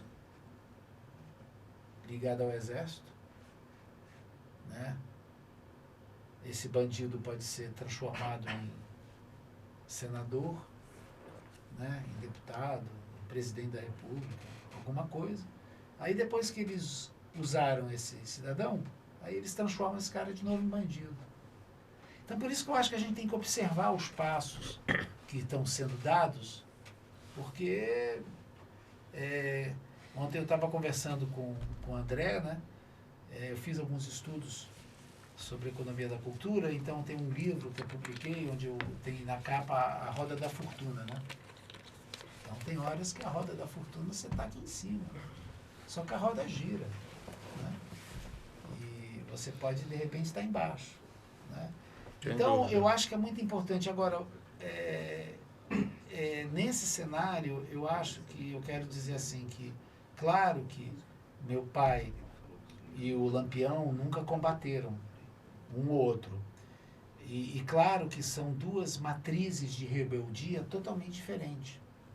Né? A coluna Prestes e o bando do Lampião. Mas eles se juntam nos horizontes da história como homens que queriam justiça. O Lampião como um revoltado, né? Por conta de tudo que a família dele sofreu, e ele não era um homem que tinha a instrução que tinham os homens, os líderes da coluna, né? Mas eles se juntam nesse sentimento de construir um Brasil, né? É importante estudar a trajetória do Lampião, a trajetória da coluna Prestes nesse cenário. Mas vocês veem a coluna Prestes como é incrível, né? Nós estamos falando da coluna Prestes, estamos falando de Lampião, de Padre Cícero, né? Então, são camadas e camadas de história, e eu fico até inibido aqui, porque eu não sou historiador, historiadores são eles. Eu quero ouvir vocês também, inclusive sobre a prisão de Bolsonaro, a conjuntura nacional, mas eu queria antes perguntar se também o seu pai teve algum tipo de influência para o nascimento das ligas camponesas, que foi do Francisco Julião, o MST é mais contemporâneo, né? Acho que o pai foi contemporâneo deles, né? Se sabe de alguma relação, ou se não teve nenhum contato do seu pai com os primeiros grupos que fizeram ocupação e luta pela terra lá em Pernambuco e na região?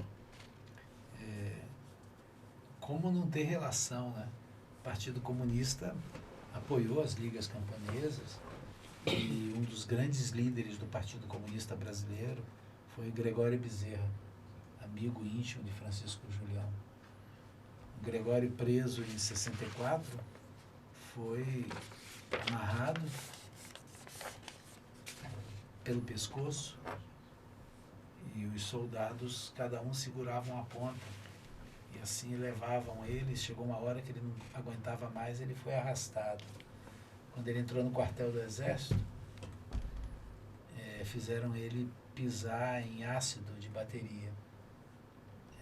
O Gregório Bezerra é um herói do Brasil e é um membro do Comitê Central do Partido Comunista Brasileiro, intimamente ligado às ligas camponesas. Com certeza, Francisco Julião e a luta das ligas camponesas devem ser estudadas como um marco fundamental nas lutas do nosso trabalhador rural por um pedaço de terra. Muito bem. Já caminhando para o final, eu queria que vocês reagissem um pouco também. Que Bolsonaro, que hoje está condenado por prisão domiciliar ainda, ele, no impeachment da Dilma, ele fez homenagem a um torturador. É importante também agir com dureza contra quem pega golpe. Nem sei se é dureza, né? Com justiça. Dá para manter um sujeito desse livre, né? Ainda mais sob a ameaça de um governo estrangeiro.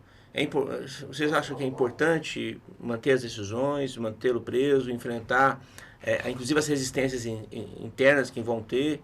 Como é que vocês enxergam como historiadora? Olha, eu por um momento eu achei que esse dia não chegaria, né? Mas da gente estar vivendo isso, eu acho que já é um bom sinal, porque o julgamento, todo o poder de defesa, tudo que ele está tendo é uma coisa que tem que acontecer com todos que estão sendo, de alguma forma, julgados, né? E quando a gente perde essa possibilidade de se defender, de manter a dignidade, né? Inclusive quando está preso, aí a gente se torna outro torturador também, né? Então, é importante assegurar, né, democraticamente toda essa defesa aí do Bolsonaro, e que eu acho que só está sendo possível porque, de fato, ele não está no poder, né? E se seguindo essa lógica, isso ainda está sendo bem possível por conta dos jovens e das mulheres, viu? Porque os jovens e as mulheres têm segurado bastante aí as eleições aí para a esquerda, né? Pelo menos na minha opinião, elas têm, os jovens e as mulheres têm segurado no peito isso daí. Então, mais uma vez, a gente vê um episódio histórico e eu não sei muito, eu não gosto muito de prever o que vai acontecer, mas eu acho que está bem complicado, né? A nossa relação ali com os Estados Unidos, mas também nunca foi boa, né? Nunca foi uma relação de dominação dele, sempre foi muito cruel, né? Não só com a gente, mas com a América Latina, no geral. É interessante a gente estar acompanhando o que está acontecendo hoje e vendo isso se realizar, porque eu, de fato, em algum momento eu duvidei que isso seria possível. E você, André, como é que você está vendo a notícia aí? Então, é o que eu sempre tenho falado em sala de aula, né? Porque os ânimos estão bastante exaltados, né? E uma ideia que eu sempre coloquei foi o seguinte, vamos defender aquilo que em algum momento foi ameaçado pelo 38º presidente, que ele ameaçou diretamente o Estado Democrático de Direito. Então, quer dizer, uma tentativa de golpe que tenta pôr abaixo toda essa estrutura que foi criada, sobretudo a partir da Constituição de 1988, ela precisa ser defendida. E talvez a melhor reação que a gente pode fazer numa situação dessas é ter todo o equilíbrio, toda a possibilidade de garantir todas as prerrogativas democráticas que toda e qualquer pessoa que está ligada ou está submetida à Constituição brasileira tem, até o último momento, para que a ele seja garantido tudo aquilo que ele quis tirar. Agora, uma vez esgotados todos esses, né, esses critérios, uma vez esgotados todos os critérios democráticos, bom, uma vez transitado em julgado, declarado culpado, que seja feita então a justiça, né? Então, na realidade é só, eu diria, o ápice de um processo que está sendo feito de uma maneira exemplar, né? E que está simplesmente provando que se nós não tivermos ou não mantivermos os principais pilares da democracia brasileira, talvez tudo mais esteja perdido. Né? E como é uma forma de manter a democracia brasileira? É garantindo a ideia de que não é por meio de golpe, não é por meio de ameaça que vai ser feita uma mudança como uma mudança supostamente radical, e que ela tem que ser feita a partir de bases, de uma reflexão muito forte sobre as estruturas de dominação no Brasil e como fazer com que essas estruturas possam ser revertidas ou mudadas ou por meio de projetos claros, de projetos que tenham uma prática social muito explícita. E não vai ser por meio talvez de sanções externas, que talvez seja o motivo pelo qual talvez muitas pessoas ficam amedrontadas, mas o Brasil está sofrendo sanções, ou até pior, né, uma narrativa distópica de que supostamente o presidente estadunidense seria aquele que, entre aspas, iria salvar o Brasil. Salvar de quem? Né? É uma pergunta retórica aqui, mas né, acho que não há muito, não é um desvio muito grande de narrativa. Por isso que acho que a pauta da coluna é importantíssima hoje. Acho que resgatar a reindustrialização, a defesa das mulheres, a democracia, a soberania. Mas eu queria, cada um já depois falar as suas considerações finais, ver se a gente pode terminar com o violão, acho que seria legal. Mas eu queria, antes de retomar essa questão aí do Bolsonaro, da atualidade, o que será que Luiz Carlos Prestes pensaria hoje da China? China é comunista ou não é comunista? O Elias Jabbour tem acompanhado muito ele diz que é um país socialista, que quem controla lá a economia é o Partido Comunista, que a economia é planificada, mas tem milionários e bilionários. O que seu pai acharia? O que você acha disso? China é ou não socialista? Eu vou decepcionar você, Gina. Meu pai não passou procuração para ninguém falar em nome dele. Aí eu não Mas você, e você? E o Luiz? Eu não posso responder. E você Pelo mesmo? meu pai eu não vou responder. Responda Você por fez você. uma pergunta ao meu Perdão, pai. perdão. Não, você fez uma pergunta ao meu pai. Eu não vou responder. É que eu acho que seu pai, eu acho que ele gostaria, acho que a China seria um bom país para ele, mas será que eu não... Não, eu vou responder para você de um outro jeito. Nenhum país do mundo pode interferir um no outro. Nós já tivemos aqui na América Latina, nos anos 60 e 70, golpes militares que aconteceram no Uruguai, no Paraguai, na Argentina. O golpe militar de 64 no Brasil foi planejado nos Estados Unidos, hoje nós sabemos disso.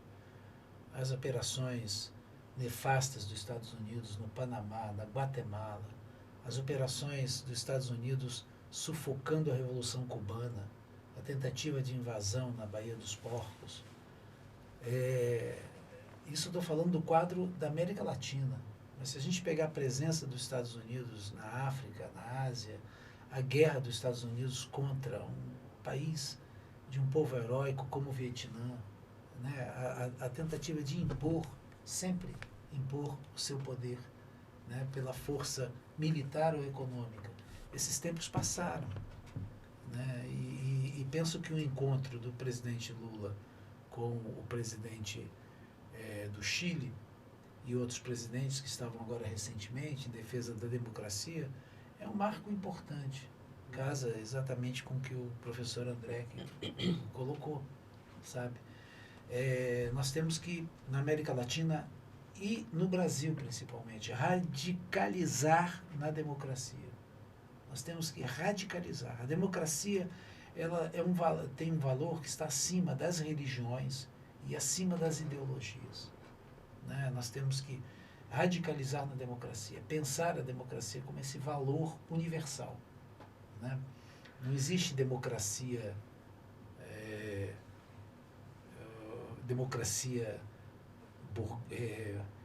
vamos dizer assim, liberal, democracia socialista, democracia comunista. Não, a democracia é democracia, né? Então, eu penso que o momento é esse. E a China, se ela, um país que tem uma tradição de 5.000 anos, quem sou eu para questionar o sistema que eles estabeleceram lá dentro? A China, 40 anos atrás, era uma potência econômica abaixo do Brasil. Hoje a China superou o Brasil de tudo. Então, quem somos nós brasileiros para questionar? Como dizia o Mao Zedong, se cada chinês deixar cair 1 grão de arroz fora do prato, é 1.350.000.000 de grãos de arroz. Então, a responsabilidade de você dirigir um país como a China, ela é diferente de um país que tem 280 milhões de habitantes. São responsabilidades diferentes. Então, copiar modelos é diferente, é muito difícil. Agora, uma coisa nós temos aqui, nós temos a identidade que nós construímos ao longo dos 500 anos da existência do Brasil. Então, esse momento é um momento assim de que nós estamos construindo um regime democrático no Brasil. Importante lembrar o esforço da Constituição de 88, né? E olhar um pouco para trás, para a importância da Constituição também de 46, quando Luiz Carlos Prestes pela primeira vez colocou numa Constituição sobre um termo que é o papel social da terra. É inconcebível que um país como o Brasil, 1% da população tenha 80% das terras, seja proprietário de 80% das terras do Brasil. O que é isso? Tem alguma coisa errada, né? Minimamente alguma coisa errada. E o debate da democracia no Brasil passa também por isso, a democratização do acesso à terra. Então nós temos assim questões importantes para serem discutidas e o momento nos chama. Vamos focar. Nós temos que focar nas políticas que vão levar a nós no Brasil eliminarmos a fome, a miséria, o desemprego. Nós temos que dar acesso ao povo a um transporte gratuito, a medicina gratuita. Temos que dar a esse povo a terra. Essas são as bandeiras do momento. Nós temos que construir também, fazer um caminho que seja a independência do Brasil, a independência econômica e política no cenário internacional. Nós não podemos depender nem dos Estados Unidos, nem de qualquer outro país. Nós temos que construir dentro das nossas fronteiras, respeitando, né, as outras nações, né, e, quem sabe, cada vez mais, nos aproximar dos irmãos latino-americanos. Construir um projeto para que a América Latina seja uma região integrada econômica, politicamente, culturalmente, né? Então, acho que esse é o que eu vislumbro para o momento. E isso tudo, por isso tudo passa a democracia, e por isso tudo nós vamos amanhã, na Universidade Federal de Uberlândia, às 19 horas, reunir com estudantes e professores e conversar um pouco sobre isso. Não pensem que eu vou ensinar alguma coisa. Eu estou indo lá para aprender, tá bom? Então, acho que podia já a Daniele e o André fazer as considerações finais. Para mim, você ensinou muito hoje. Eu estou muito honrado de receber vocês aqui e eu estou muito feliz de ter aprendido mais um pouquinho. Eu acho, como diz o mineiro, uai. Né? Mas agradecer mesmo a oportunidade que a gente está tendo de fazer essa caminhada por aqui e que a gente possa conhecer pessoas que tornem a nossa caminhada permanente, né? Que a gente conheça amigos de amigos, de amigos de amigos, porque é esse corporal, né? Esse analógico que eu acho que é o que forma mesmo o movimento de base para sustentar as bandeiras, né? Se a gente perder esse corporal aí, daí não tem muita solução, não.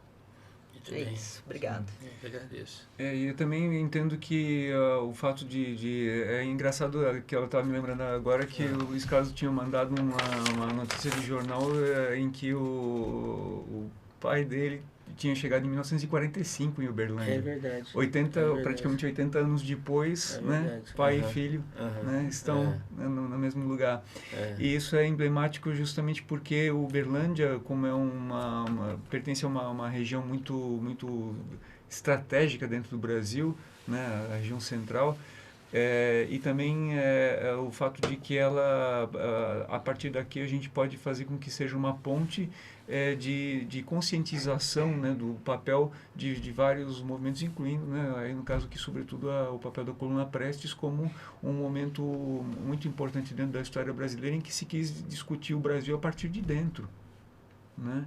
Então, quer dizer, eu só tenho a agradecer com essa possibilidade, a agradecer demais aí o convívio que eu estou tendo, né, com vocês, principalmente, né, a figura do Luiz Carlos, né, e ter possibilitado aí, né, Daniel, com o nosso contato de que isso tenha sido possível. Né, claro, né, com o espaço que você está propiciando, né, para a gente poder deixar isso tudo disponível como eu diria, um primeiro momento, uma primeira semente para fazer com que essas questões trilhadas a partir da Coluna Prestes possam servir de uma perspectiva para o Brasil repensar a partir, né, de dentro. Muito bem. Luiz? Eu queria deixar uma mensagem para todos aqueles que estão nos assistindo de que é muito importante materializar, construir. Eu viajei em 95 pelas trilhas da Coluna Prestes. Como resultado desse trabalho, eu publiquei uma reportagem grande na revista Manchete, com 11 capítulos, sobre os lugares onde a Coluna Prestes atravessou. E depois eu construí em Santo Ângelo, na cidade de onde partiu a coluna, um memorial, Coluna Prestes. Nós criamos esse memorial numa antiga estação ferroviária.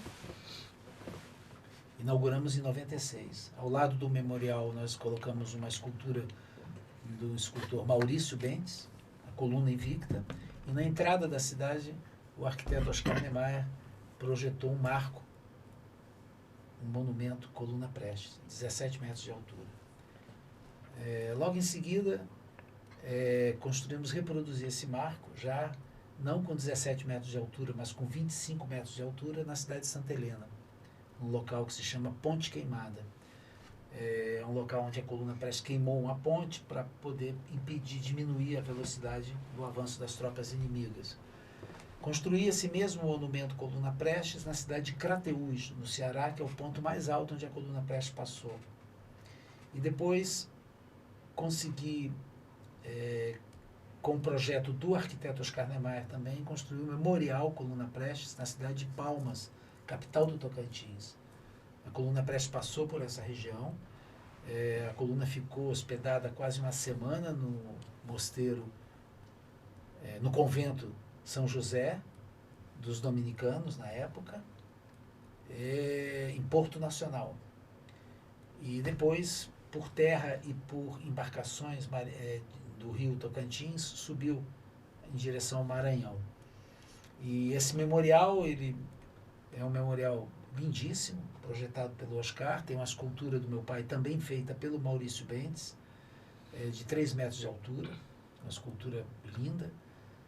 E aí de Palmas, descendo para a fronteira de Goiás, nós conseguimos batizar de rodovia Coluna Prestes, esses 450 quilômetros, e na fronteira entre Goiás e Tocantins, na cidade de Arraias, construímos também um marco. Então você vê, quem entra no Tocantins, por Goiás, primeiro vê o marco da Coluna Prestes, atravessa 400 quilômetros pela rodovia Coluna Prestes e chega no memorial Coluna Prestes. Então é uma obra monumental, né? Eu quero aqui dizer também que em Santa Helena eu consegui também batizar uma rodovia de rodovia Coluna Prestes. Também nós temos lá. E é interessante porque a Coluna Prestes derrotou o general Rondon ali naquela área, né?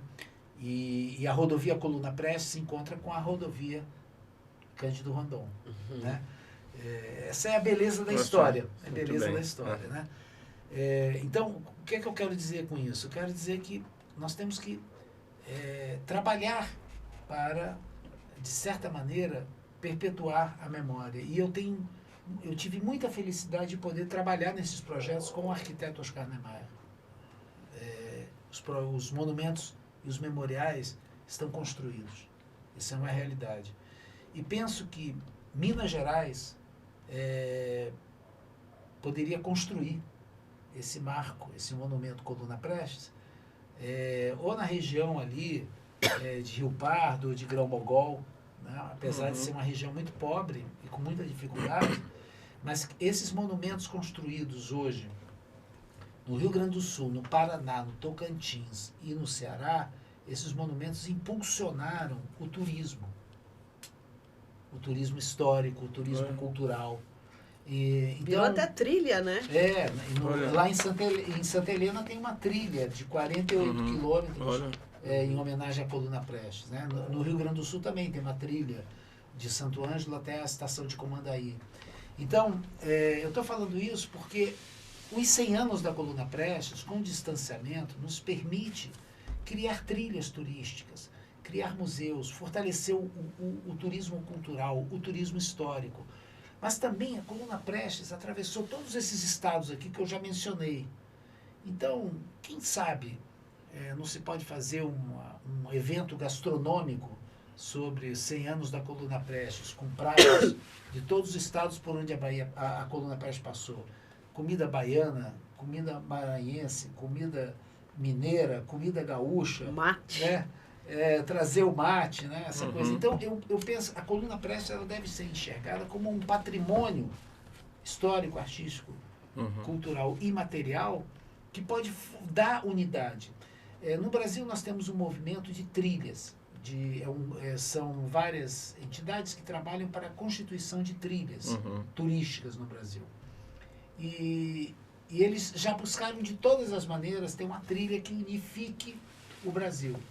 A única trilha que unifica o Brasil inteiro é a trilha da Coluna Prestes. É mesmo. Olha só. Então eu penso assim que a gente poderia trabalhar as trilhas da Coluna Prestes de Minas Gerais. Sabe? Quem sabe o vereador Regino conversa com os vereadores de Rio Pardo de Minas, conversa com os vereadores de Grão-Mogol. E essas iniciativas, elas podem ser pequenas, mas é aquilo. Eu estou hoje aqui na frente da Daniele, que estava comigo em abril, a gente comemorando os 100 anos da Coluna Prestes em Santa Helena. Né? Em dezembro do ano passado, eu estava comemorando os 100 anos da Coluna Prestes no Rio Grande do Sul, nas cidades de São Luís Gonzaga, de Santo Ângelo, Pinheirinho do Vale. Em todas essas cidades eu fui declarado hóspede oficial. Sabe?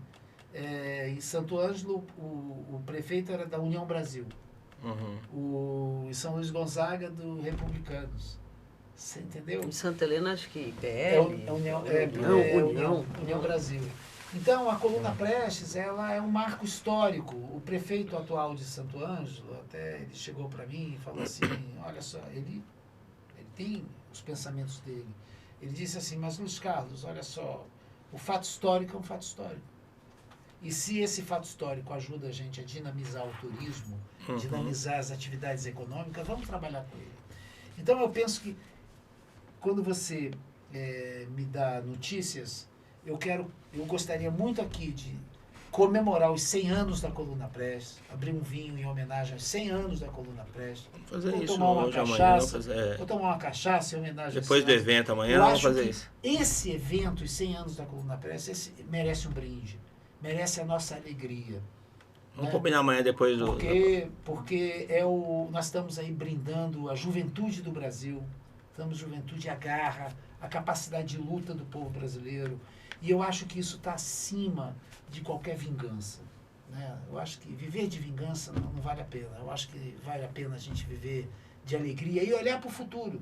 Né? A Coluna Prestes nos ajuda a olhar para o futuro. Esse é meu pensamento nesse momento. Né? A minha memória se volta a todos esses jovens brasileiros da Coluna Prestes. Né? Meu pai estava com 26 anos quando começou o Levante, em Santo Ângelo. Juarez Távora estava com 26 anos. Antônio Siqueira Campos, grande herói do Levante do Forte Copacabana, estava com 26 anos. Cordeiro de Farias estava com 23 anos, né? Olha só. E hoje nós olhamos no cenário da política brasileira, está todo mundo aí com 70, 80 anos, né? Nós temos que abrir espaço para a juventude brasileira ocupar o território e transformar esse nosso Brasil positivamente. Muito bem, então nós estamos terminando um Pode Ocupar super especial. Ficou uma proposta, quando a gente vai na Assembleia, que são os monumentos onde passou, né? A Coluna Prestes. Aqui nós estamos com o Arthur, ele está lá para trás, mas ele é do DCE, teve no Congresso da UNE, ele é do movimento Kizomba. Quem sabe, talvez não precise percorrer os 25 mil quilômetros, mas pelo menos visitar esses lugares e fazer conversa com os vereadores, com os prefeitos. Eu acho isso a ideia extraordinária. Quem sabe a UNE organiza uma caminhada. Eu acho extraordinário. A UNE de Minas Gerais organiza uma caminhada pelas trilhas da Coluna Prestes em Minas. Não, e reforçando a pauta da coluna, eu acho também assim. Eu assumo o compromisso aqui que se a UNE faz essa caminhada, eu vou junto. Então nós já está aqui o Arthur. Eu também. A Daniele sabe, o ano passado eu passei, rapidinho, eu tive um dia em Santa Helena. Eu tive um dia lá. E aí me contaram que em abril de 2025 iriam fazer a caminhada pelas trilhas da Coluna Prestes em Santa Helena. Eu disse, eu vou. E eu fui.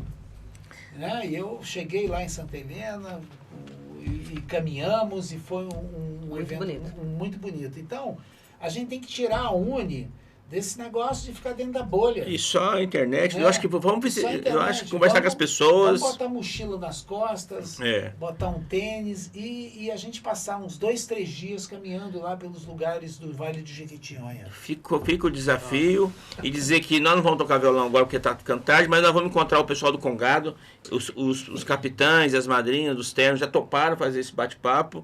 Então nós vamos deixar para tocar lá e conversar, quem sabe a cachaça já sai na hora.